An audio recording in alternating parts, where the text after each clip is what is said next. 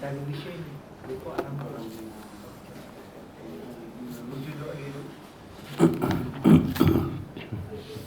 Saya tengok television saya terbuka.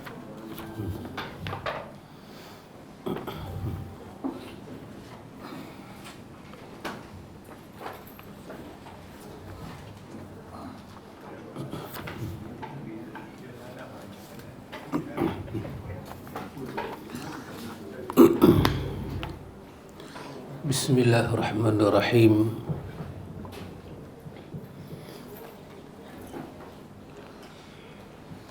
Innal hamdalillah nahmaduhu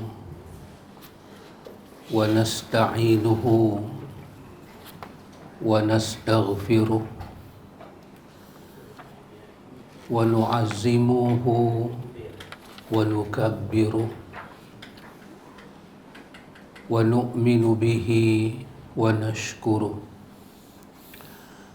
Asyhadu an la ilaha illallah wahdahu la syarika lah wa asyhadu anna Muhammadan abduhu wa rasuluh.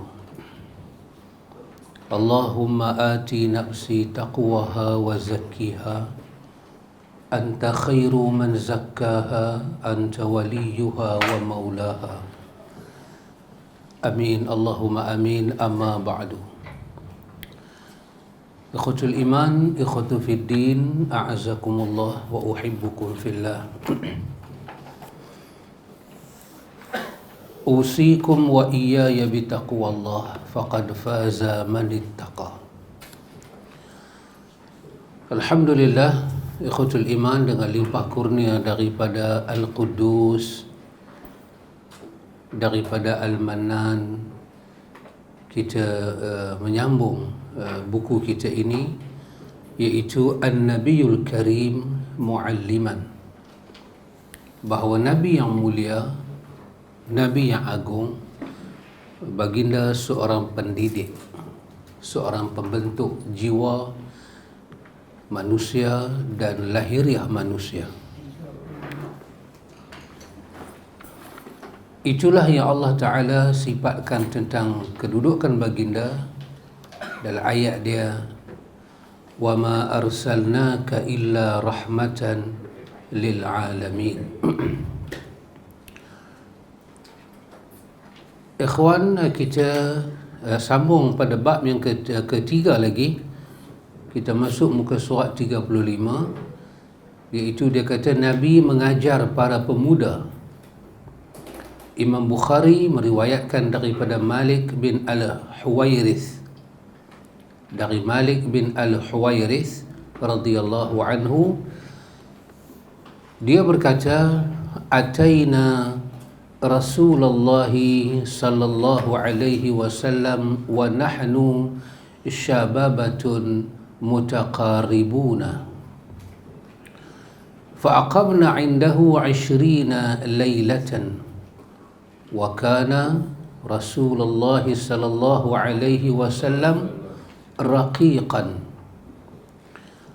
falamma zanna anna qad ishtahayna ahlana aw qad ishtaqna sa'alana amman tarakna ba'dana fa akhbarnahu qala irji'u ila ahlikum fa aqimu fihim wa 'allimuhum wa muruhum wa dhakara asya'a ahfazuha aw la ahfazuha wa sallu kama ra'aitumuni usalli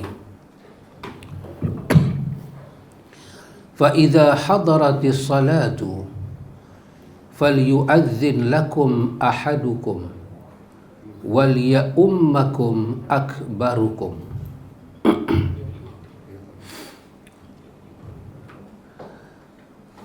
Terjemahan dia, kata Malik bin Al-Huwairith, kami pernah mendatangi Rasulullah sallallahu alaihi wasallam dan ketika itu kami adalah para pemuda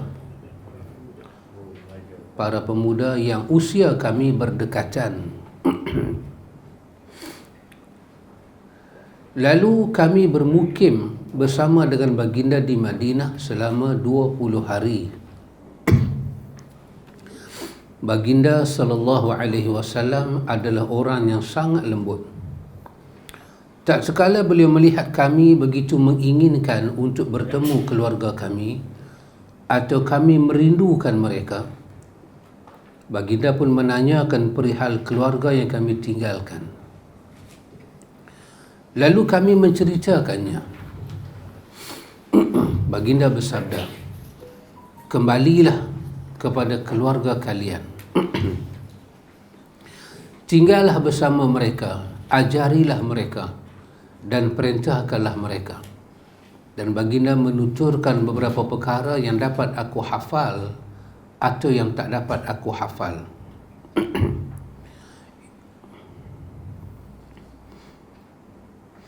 Dan salatlah sebagaimana kalian melihat aku salat. Jika waktu salat tiba, hendaklah seorang dari kamu mengumandangkan azan, dan hendaklah orang yang paling tua di antara kamu menjadi imam kamu. Hadis ini riwayat daripada Imam Bukhari. Penulis kata, dalam hadis ini kita dapati bahawa sekumpulan pemuda merasakan kebahagiaan ketika belajar di sisi Nabi sallallahu alaihi wasallam selama 20 malam. Ikhwan, penulis tidak berhajat nak kupas hadis ni, sebab hadis ni ikhwan sekurang-kurangnya dalam hadis ni ada 10 pelajaran yang dapat kita tebuk. Tapi penulis dia bawa hadis ni, dia tak ada hajat nak kupas. Dia cuma nak bagi tahu Nabi mengambil masa dia beri tumpuan kepada pendidikan pemuda. Saya teringat perkataan daripada Khomeini masa dia jadi presiden Republik Iran dulu. Dia kata kalau nak lihat pemuda Iran apa akan jadi pada masa depan Iran, dia kata lihatlah pemuda-pemuda sekarang.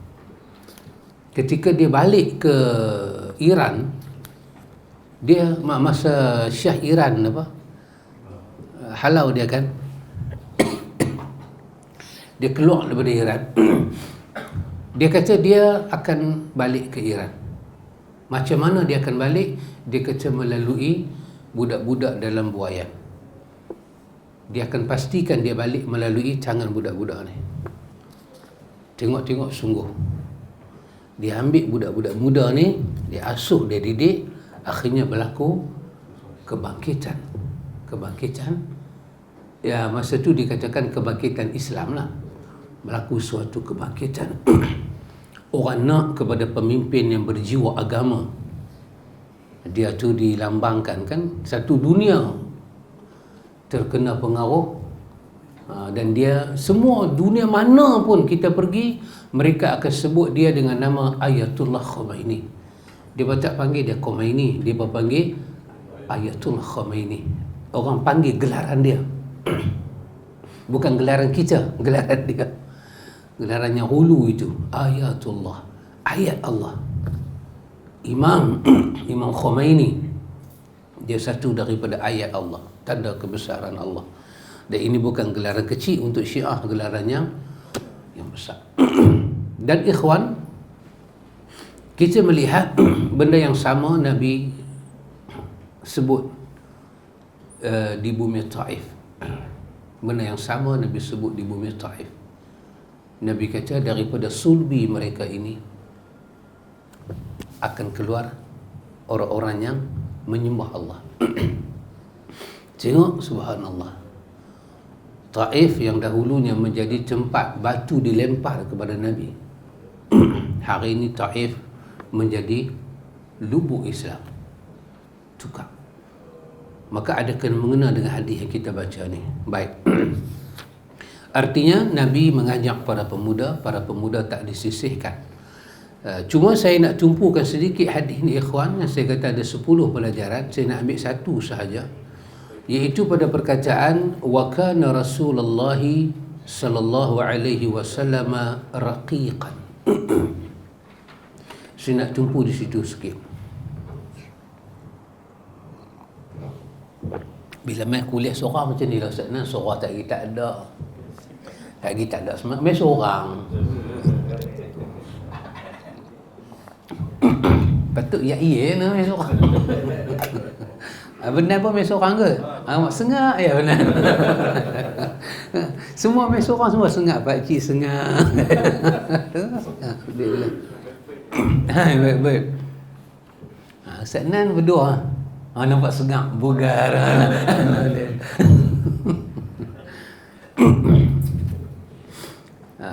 Raqiqan boleh dibaca dengan rafiqan. Boleh baca qaf, boleh baca fa. Raqiqan, rafiqan. Makna dia makna yang dekat, sama. Merujuk kepada Nabi ini satu orang yang mudah didekati.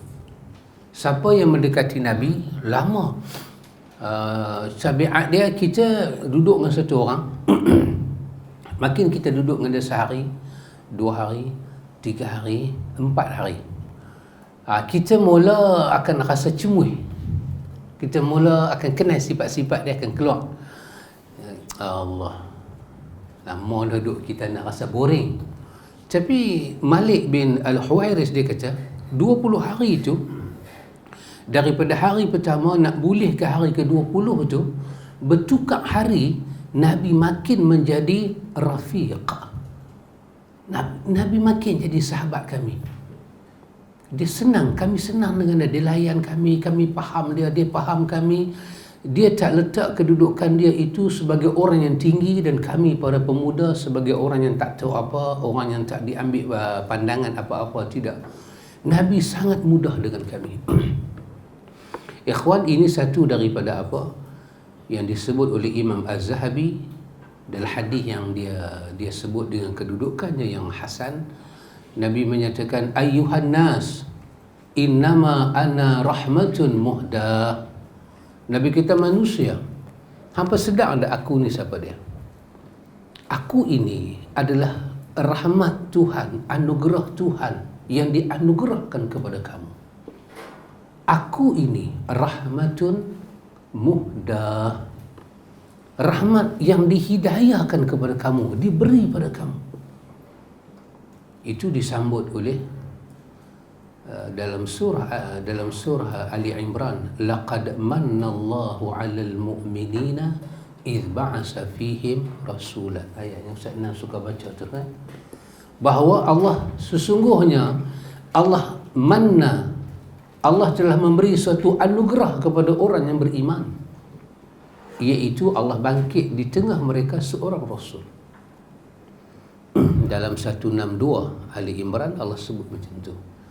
Jadi ikhwan, inilah satu benda yang ada pada Nabi ikhwan, yang Nabi boleh mendekati. Itulah sunnah dia. Dia boleh guna sunnah dia didik pemuda, dia boleh guna dia sunnah dia didik wanita, dia boleh guna hidayah Tuhan bagi pada dia didik orang tua-tua, didik anak-anak.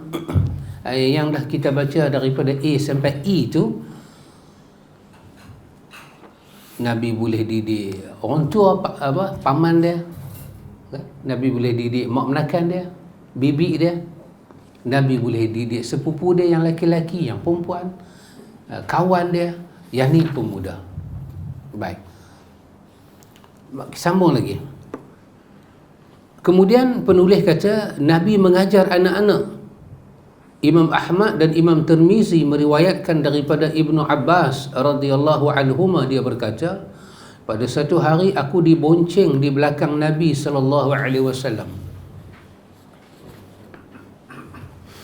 Lalu baginda bersabda, ya ghulam, inni muallimuka bi kalimatin, ihfazillaha yahfazka, ihfazillaha tajidhu tujahaka, wa idza sa'alta fas'alillah, wa idza ista'anta fasta'in billah, wa'lam anna al-ummata law ijtama'at ala an yanfa'uka bi syai'in lam yanfa'uka illa bi syai'in qad katabahu Allahu laka. wa in ijtama'u ala ay yadurruka bi syai'in lam yadurruka illa bi syai'in qad katabahu Allahu 'alaika rufi'atil aqlam wa jaffatis suhuf. Kata Abdullah bin Abbas, hadis ini bukan saja riwayat Imam Ahmad, Imam Tirmizi dan yang lain-lain. Hadis ini kata Imam Tirmizi hadis yang hasan sahih. Nabi kata, wahai anak kecil, aku akan mengajar kamu beberapa kalimat, yakni beberapa nasihat. Satu, jagalah hak Allah, nescaya Dia akan menjagamu. Dua, jagalah hak Allah, nescaya kamu akan mendapatnya berada di hadapanmu. Tiga, jika kamu memohon, maka memohonlah kepada Allah. Empat, jika kamu meminta pertolongan, maka mintalah pertolongan kepada Allah. Lima, ketahuilah, seandainya umat manusia sepakat untuk memberimu suatu manfaat, nescaya mereka tidak dapat memberinya padamu kecuali dengan apa yang telah Allah tetapkan bagimu. 6. Dan jika mereka sepakat untuk mencelakaimu dengan sesuatu, nescaya mereka tidak akan dapat melakukannya melainkan dengan sesuatu yang telah Allah tetapkan bagimu. 7. Pena-pena telah diangkat dan lembaran-lembaran telah kering. Semuanya telah ditetapkan oleh Allah tanpa ada perubahan. Penulis kata, dalam hadis ini kita menjumpai bahawa Nabi SAW pernah mengajar Ibnu Abbas radhiyallahu anhuma, dan ketika itu Ibnu Abbas masih kecil. Yang dimaksud dengan ghulam di sini sebagaimana dijelaskan oleh Ali Al-Qari adalah anak kecil. Bukannya budak dia. Anak kecil, masih kecil lagi. Orang ni masih kecil lagi.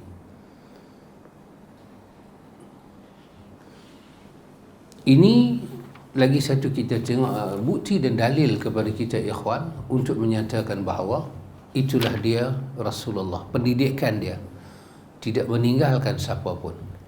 Saya sambung lagi. Nabi mengajar kaum wanita, ini juga tidak ditinggalkan. Imam Bukhari meriwayatkan daripada Ibnu Abbas radhiyallahu anhuma, dia berkata, Ashhadu 'ala Nabi sallallahu alaihi wasallam atau qala Atha ashhadu 'ala Ibn Abbas radhiyallahu anhuma anna Rasulullah sallallahu alaihi wasallam kharaja wa ma'ahu Bilal radhiyallahu anhu fazanna annahu lam yusmi' fawa'azahunna wa amarahunna bis sadaqah فجعلت امرأة تلقي القرطة والخاتم وبلال يأخذ في طرف ثوبه. Aku bersaksi, kata Abdullah bin Abbas, aku bersaksi atas nama Nabi. Atau Atta' berkata, aku bersaksi atas nama Ibnu Abbas bahawa Rasulullah sallallahu alaihi wasallam pernah keluar bersama Bilal. Beliau menduga bahawa beliau belum memperdengarkan nasihatnya kepada wanita. Maka beliau pun menasihati mereka dan memerintahkan mereka agar bersedekah. Setelah itu ada perempuan yang melemparkan giwang, itu al-qurta, dan cincin. Sedangkan Bilal mengumpulkannya dengan memegang ujung pakaiannya. Tengah-tengah Nabi cakap itu ada perempuan lempak. Dia punya apa? Gelang dan cincin dia lempak. Pasal apa? Pasal Nabi memberi penekanan kepada makna sedekah. Dia cakap, terus dia bagi. Imam Bukhari meletakkan hadis ini pada bab nasihat dan pengajaran seorang imam terhadap kaum perempuan. Al-Hafiz Ibn Hajar kata, adapun konteks nasihat dapat difahami secara jelas dari ucapan Ibn Abbas dalam hadis ini. Maka beliau pun menasihati mereka. Fawa'azahunna, Nabi bagi nasihat. wa amarahunna bisadaqah. Nabi tunjuk mereka, Nabi ajak mereka bagaimana nak sedekah. Maka beliau pun menasihati mereka, sedang isi nasihatnya adalah, sesungguhnya aku melihat kalian sebagai mayoritas penghuni neraka kerana kalian sering melontarkan sumpah serapah dan tidak mensyukuri pemberian suami. Itu Nabi sebut, sedekahlah. Dua perkara itu banyak wanita terlibat, terutama wanita jahiliah. Pelajaran beliau dapat difahami daripada ucapan Ibnu Abbas dan memerintahkan mereka agar bersedekah. Seolah-olah beliau memerintahkan bahawa sedekah dapat menghapuskan dosa-dosa mereka. Ya.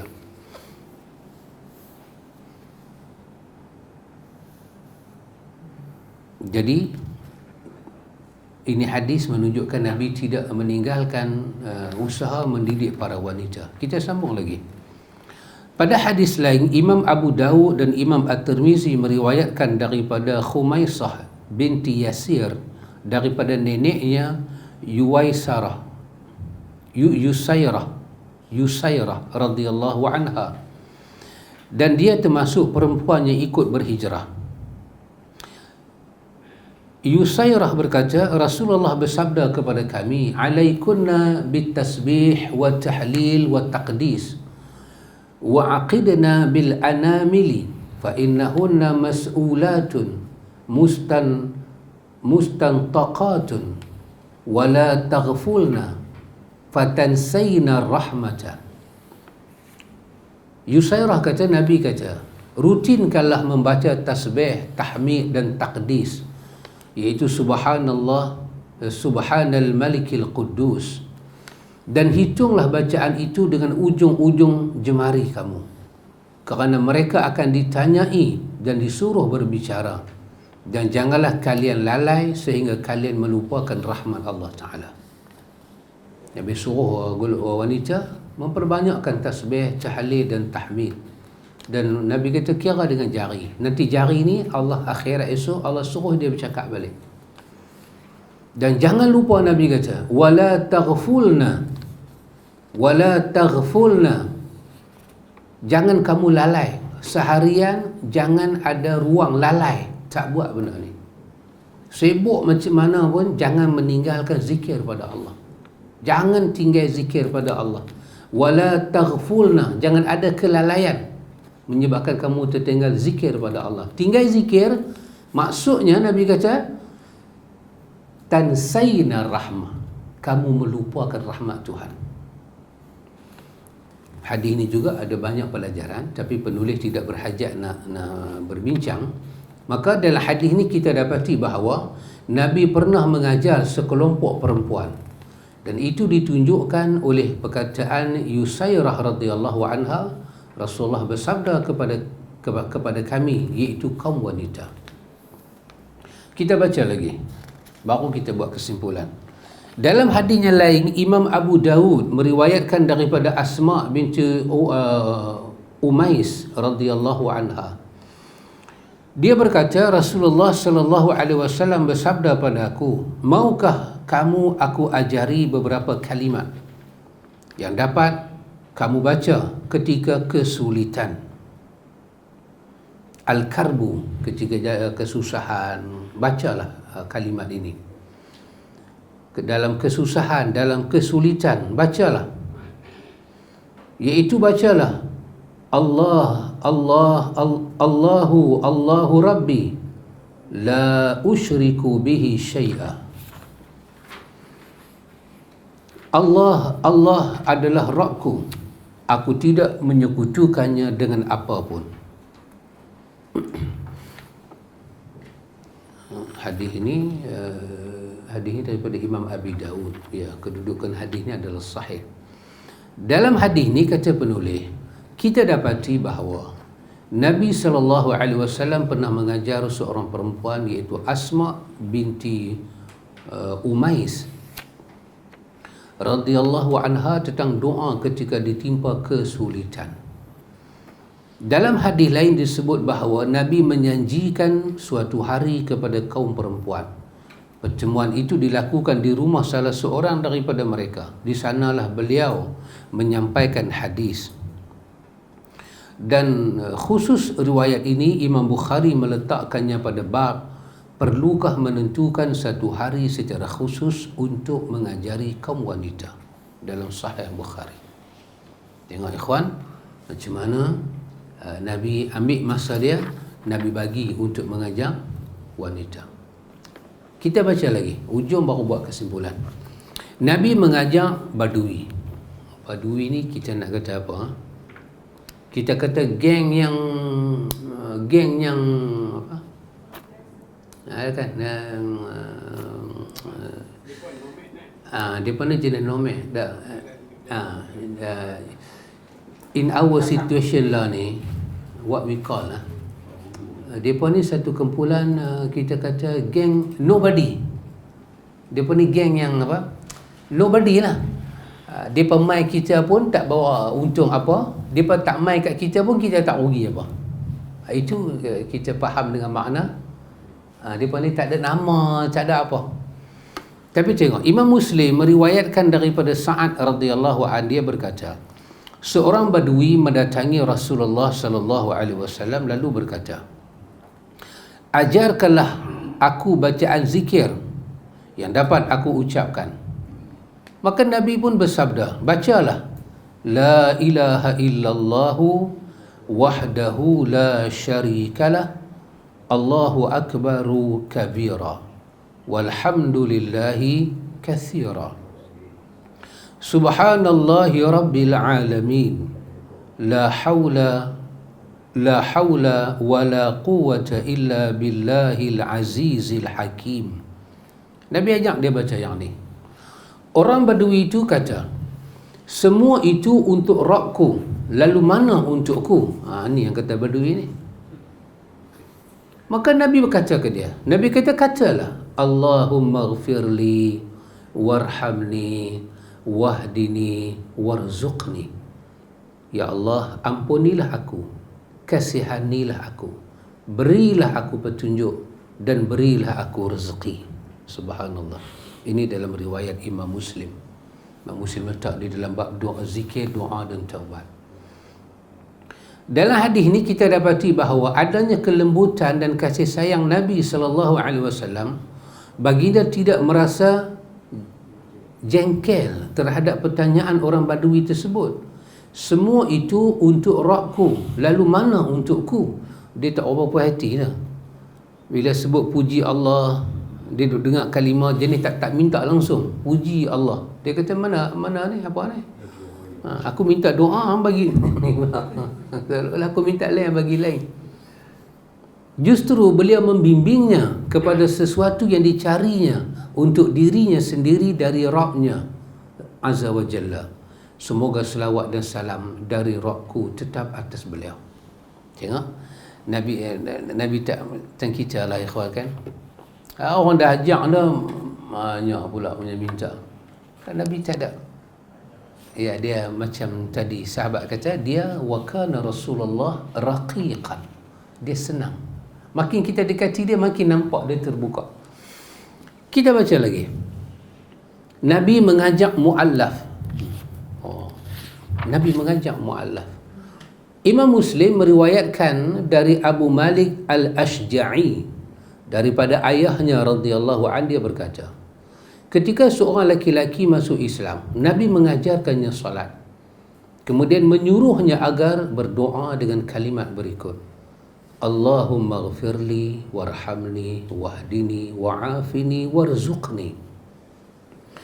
Ya Allah, ampunilah aku, kasihanilah aku, berilah aku petunjuk, berilah aku keselamatan, berilah aku rezeki.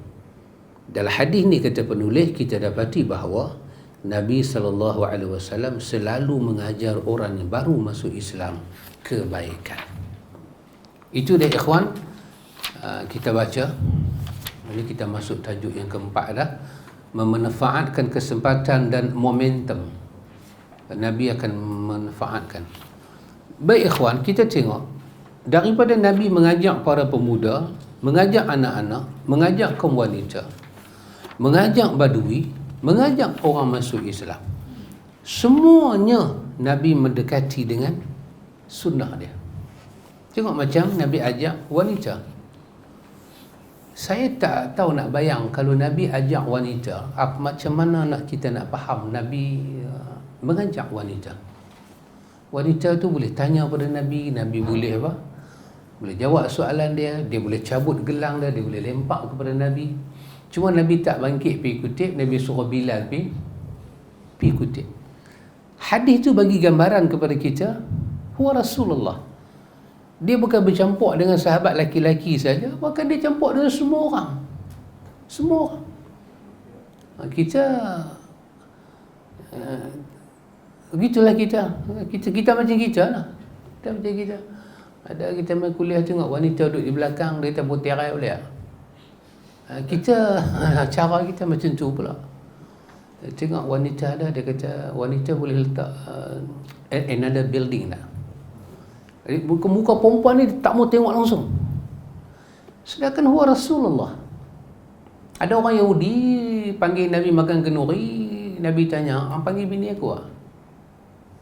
Dia kata tak, aku panggil hang saja. Nabi kata apa? Nabi kata aku tak pergi. Apa maksud dia pakcik dia? Nabi bawa isteri dia pergi makan kenduri. Bukan dia makan-makan balik rumah lagu duduk belahak, oh ayam merah keluar. Tak. Kita mengaji agama, bini kita tak boleh makan kenduri, bini kita tak boleh campur orang, anak-anak kita tak boleh campur orang pun tak boleh campur keluarga kita. Kita kalau buat dewan pengajian pun wanita masuk kot lain, jantan masuk kot lain. Ustaz-ustaz ni semua menduka citakan kepahaman lagu tu terbentuk di dalam bi'ah sunnah, orang yang mengaku aliran sunnah. Perempuan tak boleh dekat tanya soalan kat dia. Dia kalau nak tanya 3 saf. Macam mana perempuan tu nak tanya soalan? Dia kata pasing kat suami hang pasing kat aku. Nabi boleh tanya terus kepada wanita. Kita ni ada kita ni tak celah, kita ni apa masalah dengan wanita ke? Kita ni allergic perempuan ke? Kita jenis planet mana turun mai ke? Tak tahu banyak benda. Dulu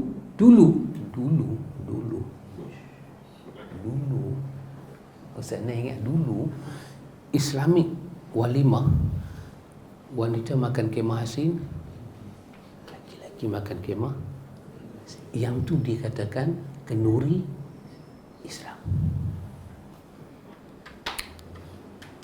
Bila kita jumpa hadis-hadis macam ni Pakcik Din, kita kata, why is it? Apa ni? Kenapa nak kena pisah-pisahkan? Dia main keluarga dia dengan anak dia, main semua, tiba-tiba kena pisah. Jadi budak umur 3 tahun lagi siapa nak suap? Ni semua kerja mak. 3 anak. Bila mak nak makan? Bapak dah pergi sana. Akhirnya kita dalam satu keluarga tu kita pula pergi ajak tanggungjawab orang ni apa. Kalau kemah tu orang sanggup apa? Dulu. Dia sanggup buat apa itu? Dia pergi cari yang ceramah lama-lama punya kan. Dia pergi cari rentang tu, dia tirai. Laki-laki makan tak boleh nampak perempuan balik sana. Tetapi unreasonable, makna tak berapa masuk akal. Sekali lagi lepas makan keluar kemah jumpa balik. Itulah cara kita diajak dengan wanita. Jangan sentuh aku, tak ni terkena batal wuduk. So boleh faham tak saya kata? Saya bukan liberal. Dia kata mamak ni liberal, saya bukan liberal, tapi sekadar untuk bagi tahu kepada kita, ada bila kita baca riwayat-riwayat lagu ni, Nabi mengajak wanita. Nabi letak Bilal dengan dia. Aisyah mengajak sahabat laki-laki. Umi Atiyah mengajak tabi'in. Umi Atiyah tu pemandi jenazah.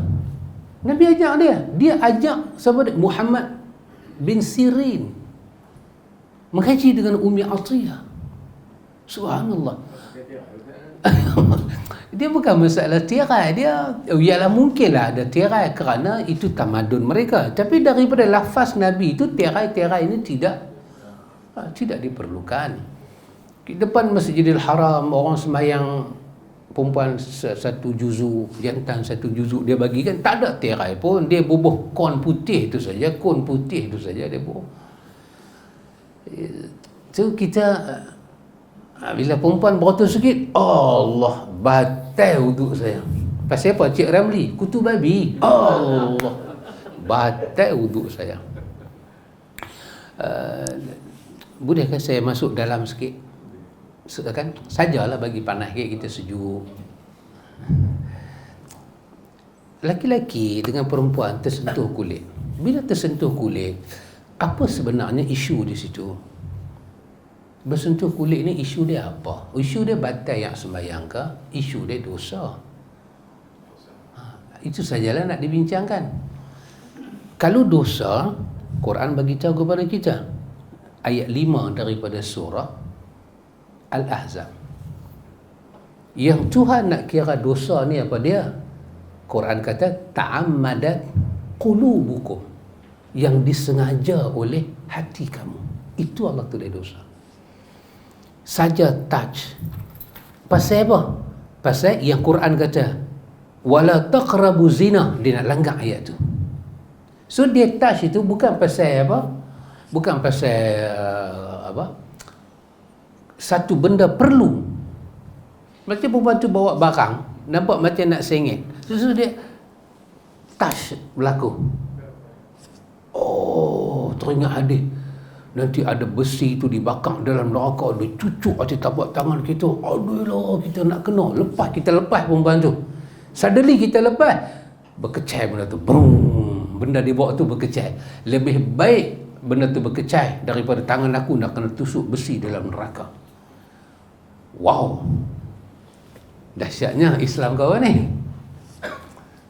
Ini mesti dapat penjelasan hadis-hadis macam ni, apa kedudukan dia. Tak ada satu yang sahih pun. Agama tak bagi laki-laki sentuh wanita based on apa dia?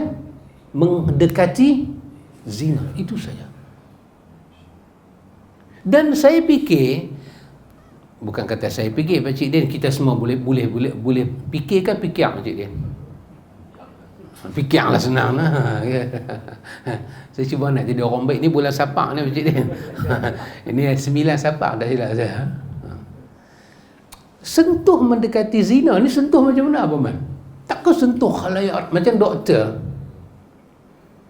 Suruh tangan saya nak tengok. Kalau Tuan Haji kita pun dia boleh tengok orang tangan Cikgu Murni. dia boleh pegang lagu tu. It's nothing. Doktor dia pegang jari. Dia cucuk nak tengok apa? Nak ambil setitik darah. Dia pegang lagu tu. Oh, sudah mendekati zina. Tidak, dia mendekati zina ni dia ada dia punya moment. Dia ada dia punya saya punya duk lapik bahasa Pakcik Din. Pakcik Din, oh lama. Pakcik Din bagi tahu tu, saya duk lapik bahasa. Saya takut Pakcik Din terangsang, saya duk lapik bahasa, Pakcik Din bagi tahu.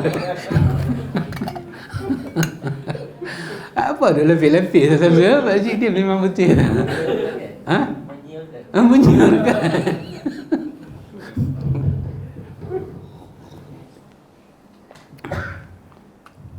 Sentuh wanita, sentuh laki-laki yang membawa pada zina ni, dia ada momen. Dia bukan sentuh biasa-biasa. Tetapi pandangan-pandangan ustaz-ustaz aliran 80-an, 70-an, 80-an, 90-an, mereka memberi pandangan. Sentuh lagu tu. Agama kata la taqrabu zina. Dia mesti ada makna. Zina ni orang tak buat tengah-tengah rumah kenduri. Tok Mak pun sampai Tok Mak. Dia mesti ada satu planning. Dia ada satu perancangan. di mana nak jumpa, tak mana nak jumpa, momen kita jumpa, aura perjumpaan. Siapa menyanyi lagu tu? Hujan. Dia kata hujan, segeralah hujan lagu tu.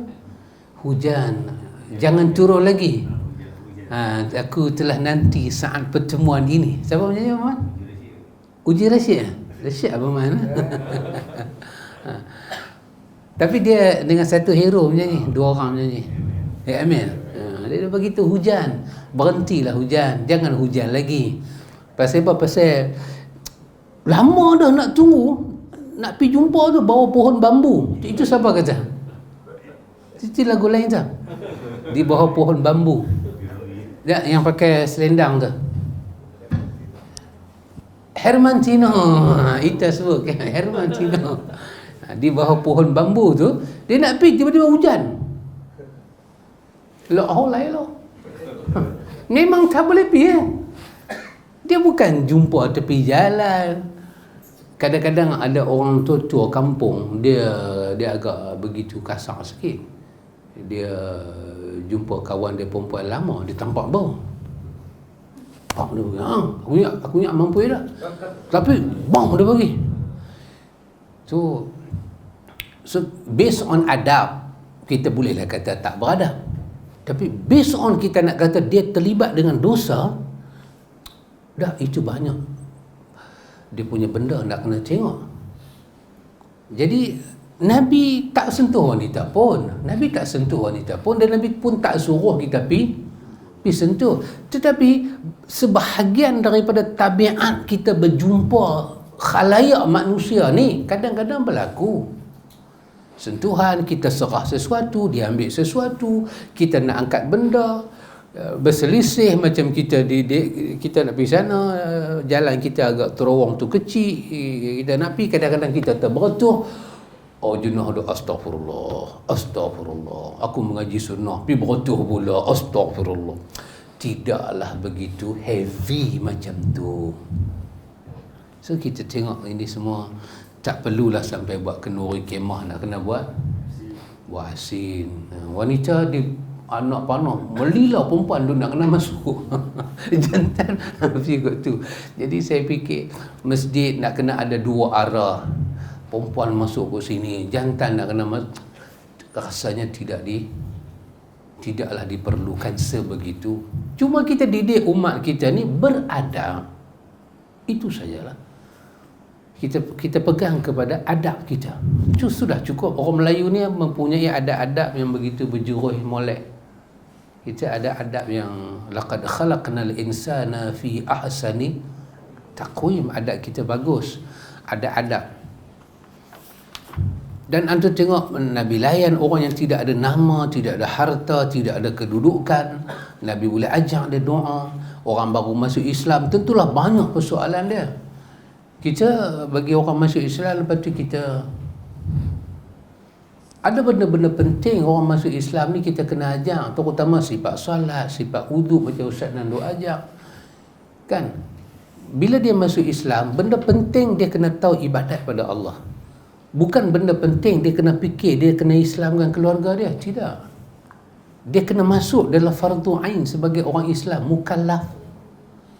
Dia muallaf yang mukallaf.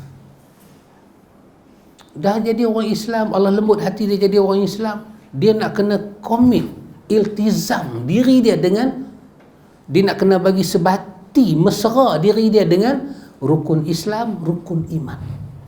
Dia kena hayati benda tu dulu. Tapi kita, bila orang tu masuk Islam, benda pertama kita bagi jadi beban pada dia. Mak dia belum Islam, bapa dia belum Islam, sehingga itu buruan dia sampai dia 5-6 tahun dah jadi orang Islam, solat cara Nabi dia tak tahu lagi. Kewajipan dia selesaikan diri dia bila dah jadi orang Islam. Baki daripada ilmu yang kita ada, kita sampailah pada keluarga kita. Bukan itu kita punya tuntutan kita. Tapi tengok Nabi ajak. Nabi ajak apa? Ajak dia solat. Lepas tu ajak dia baca doa. Ya subhanallah. Nabi boleh ajak satu budak Nak ajak budak ni kena sabar ikhwan. Daripada kita ajak budak tu Quran, kita nak ajak fardu ain, kita kena sabar. Habis lama kita boleh buat kelas dengan budak 30 minit. 30 minit kita boleh buat kelas, dia tak bercakap, dia tak buat perangai tu, kira kita dah dahsyat tu. Bukan dahsyat, dahsyat tu. Biasanya lepas 20 minit budak ni dia tak boleh dah. Lepas itu satu kelas cikgu boleh mengajar 40 minit. Mana ada kelas mengajar 1 jam. Itu semua universiti. Ni sekolah-sekolah Kedah ni semua ni cikgu masuk satu slot cikgu mengajar 40. Yang betul dia mengajar 20 minit. Hak baki tu dia balik raba, dia nak pergi kencing, dia kencing dia tak mai balik. Tak ada, dia sembang, dia tidur, dia mula tak faham. Kita bagi benda lain, dia tanya soalan lain. Dia tengok budak dia 1, dia 2 punya otak lain. Dia tengok cikgu, dia tanya, cikgu, pasal apa cikgu sikat rambut macam tu? Lah, kita kata, dekat 30 minit aku duduk ajar, hang tengok rambut aku. Dia kata, pasal apa cikgu lain semua macam lain, cikgu buat rambut tengah. Cikgu pasal apa? Cikgu.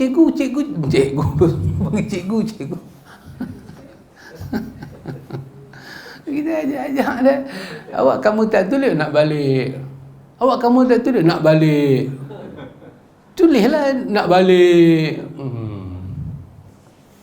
Ni macam ni pun boleh mengajar 30 minit ni, kira dahsyat ni. Dahsyat ni. 30 minit kata kaki nanti menunjuk, mata tengok jam. Ada Ustaz Nan dah bagi nasihat dah tadi, mamang dah bang. Mengajar jangan bagi orang jemur. 45 minit itu dah cukup. Jangan panjang-panjang. Baik ikhwan. Jadi sekurang-kurangnya kita dapat faham satu dua perkara. Cukuplah dekat tu ikhwan. Nanti kita tengok bab yang keempat. Memanfaatkan kesempatan dan momentum.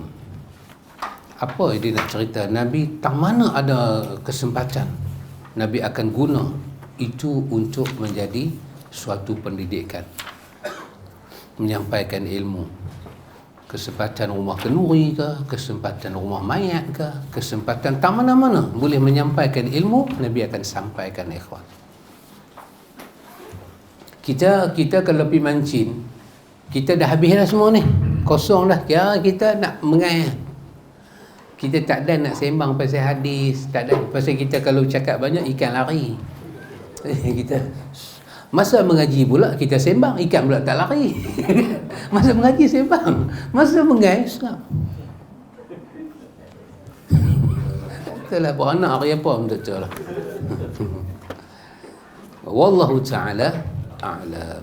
Subhanakallahumma wa bihamdika asyhadu an la ilaha